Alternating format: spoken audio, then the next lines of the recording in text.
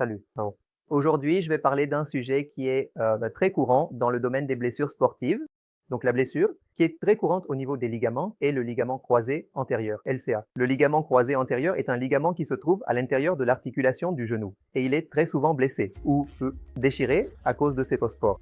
Et cela peut arriver même lors d'un accident de la route ou même si vous faites une petite chute à la maison, ce ligament peut se déchirer.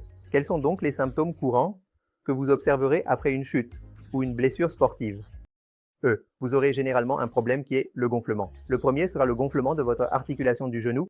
Le second sera que lorsque vous marchez, vous aurez des problèmes d'instabilité qui, vous aurez l'impression que lorsque vous marchez, votre genou tremble. C'est donc ce qu'on appelle un problème d'instabilité.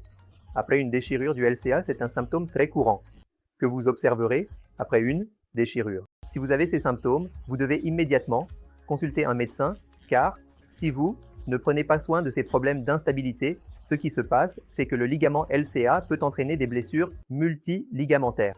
Parce que dans une articulation du genou, nous avons 4 ligaments qui sont les deux ligaments appelés les ligaments croisés et 2 ligaments amortisseurs qui sont pour le ménisque.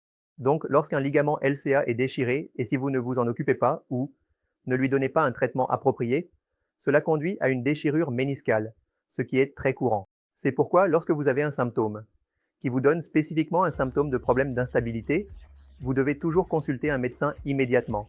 Faire un scanner, qui est une IRM, pour confirmer le diagnostic.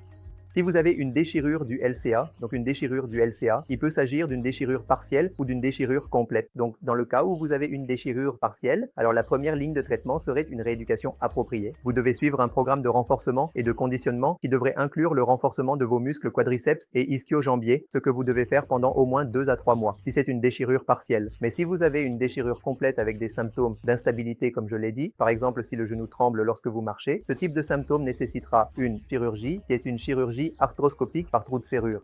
Donc, la dernière avancée consiste à faire cette reconstruction ligamentaire avec une chirurgie par trou de serrure en faisant 2 trous dans votre genou et nous prenons un greffon de l'intérieur de votre cuisse, ce qui est appelé un greffon d'ischio-jambier. Et nous reconstruisons le ligament croisé antérieur avec un bouton et une vis dans l'os du tibia.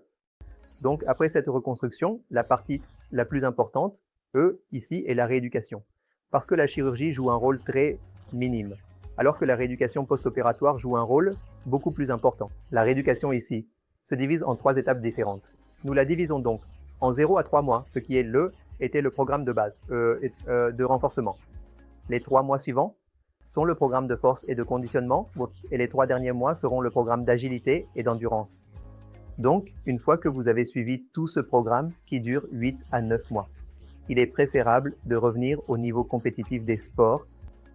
Cela vous aidera à entrer dans votre entraînement approprié et à prévenir d'autres blessures sportives à l'avenir.